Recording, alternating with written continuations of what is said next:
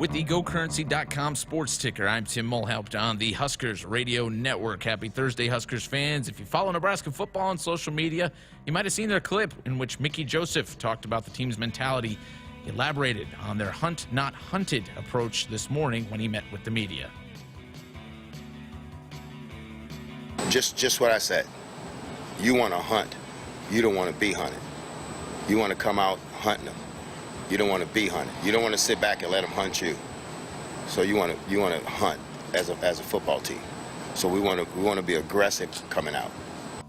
We'll hear from Coach Joseph later in the hour before we're joined by defensive coordinator Bill Busch for the Nebraska football radio show at 7 p.m. Elsewhere in Husker sports, it's Nebraska soccer game night as they're at Purdue. And at half, there's no score between the Huskers and Boilermakers. Shots 11-3 in favor of Nebraska.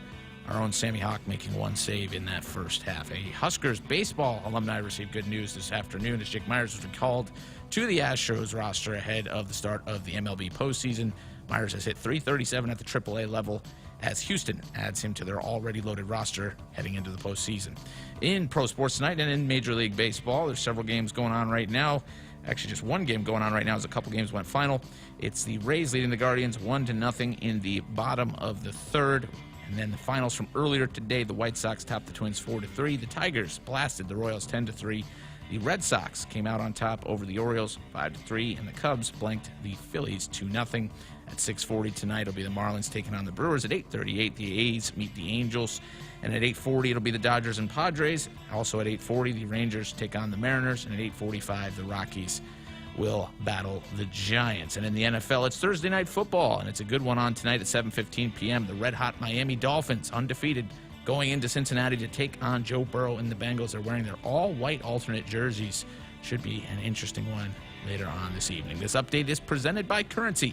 Does your business need help financing big-ticket items like equipment, trucks, and trailers? Currency is here to help. Visit GoCurrency.com for details. That's the ticker. I'm Tim Mulhaupt, and Sports Nightly is next on the Huskers Radio Network. Coming to you live from Memorial Stadium, it's Sports Nightly. All the Huskers, all the time. Sports Nightly is presented by the NDOT Highway Safety Office, who reminds you to buckle up and put the phone down. Snap back. Thompson has it. Now dancing with his feet, rolling out. Looking for a man downfield. Going to take off and try to run with it. Now he scrambles back the other way.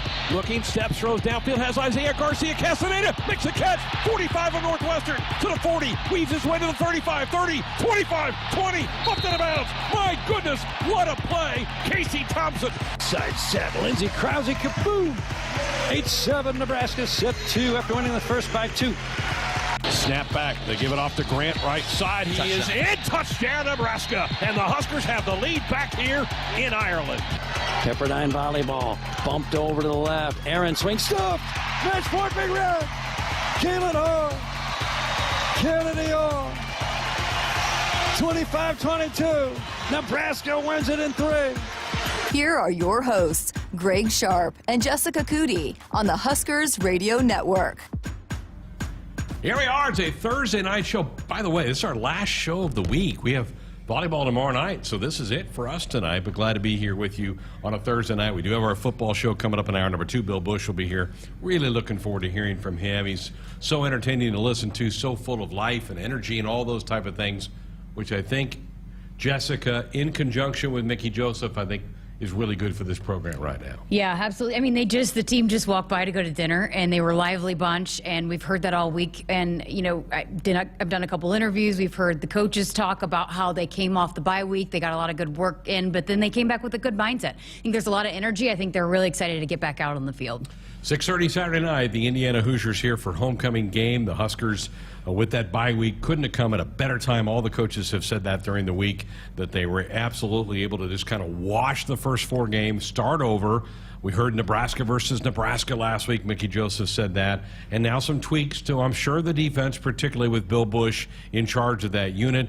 Mickey Joseph hinted earlier in the week, and we're going to hear some more updated clips from him here in a little bit. He met with the media today. I think we'll see a couple different guys maybe getting some more playing time. I think so, too. And I'm fascinated to see how it all unfolds. Also, what tweaks, because that's another thing we've heard, too, is it's going to be a little bit simplified. Yeah. And just kind of allow these guys to go fly around and go make plays. Which I think, there's some talent on both sides of the ball, and maybe just simplifying it and, hey, just go make the plays that you know how to play. You're football players. Go do what you know how to do, and maybe not overcomplicate it for these guys, and let them be free. And that's I think probably have had a lot of weight on the shoulders over the last few weeks, and trying to reset that mindset of go out there and play free.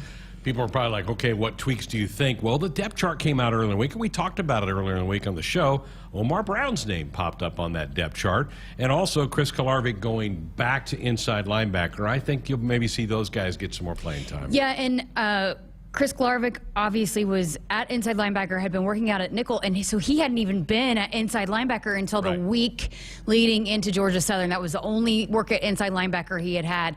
And so, getting him a couple more weeks back inside, it's, again, even though he's played it before, it's still not easy to go inside out. So get him settled in there and get some more work there. And they needed that depth, I mean, we've seen even with Nick Henrich go out, there have been times too that Luke Reimer has had to come off. And so just having that depth at inside linebacker, I think, is going to be really important. And so moving Chris back inside, he's an experienced guy. He's played quite a bit of football here.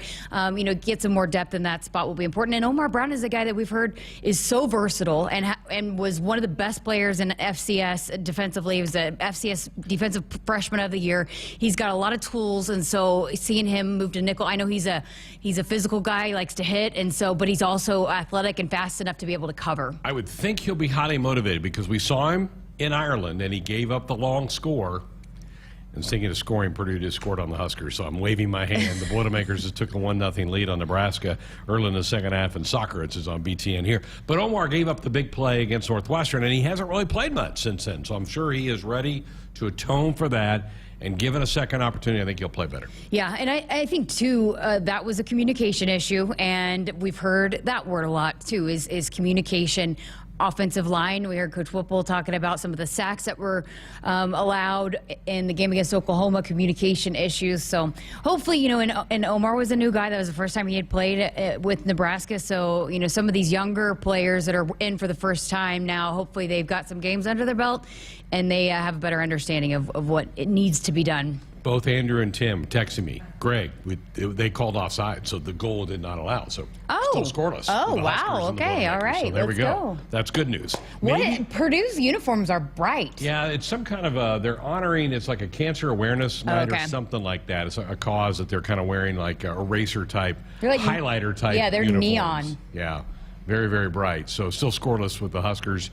Against Purdue. Nebraska probably favored in this match. Purdue's record on this pitch not as good. I meant to ask you this the other day. They brought a handful of players up on Tuesday for the press conference. We haven't heard from players really much other than a few after the games the last few weeks. One of them was Brody Belt. Man, was he funny. Yeah. Now, he probably used some words he probably shouldn't be saying, but he's an entertaining guy to listen to. He really is. And, he's not a guy that likes to praise himself by any means. He's such a team guy, but he's got a great personality. And so, and I don't even think he's a guy that loves doing interviews, but he's so good at it, So, yeah, he was entertaining. He definitely, I guess, was dominating the Twitter feed on that day after the press conferences. He was. Yeah, he had a funny comment about Adrian Martinez. He and Adrian were good friends here about that, and he also did some he called Bill Busch a bad ASS, but he says in a good way, because we know he loves us. So that was just funny stuff. And hey, Mickey Joseph's a big Brody Belt fan. That goes back to spring ball, how much Mickey praised Brody Belt as one of our best football players. He's a ball player, right? And I think he just comes in and takes care of his business, and you never have to worry, is Brody Belt doing his job? And that's why he's earned his spot, and he doesn't make a lot of mistakes. He's always doing what he's supposed to do and willing to do whatever it may be in special teams, on the offense. And so, yeah, I think probably, too, he's probably one of those guys you can rely on. Hey, if you need a wide receiver in there to pass protect or do something, some of the specialty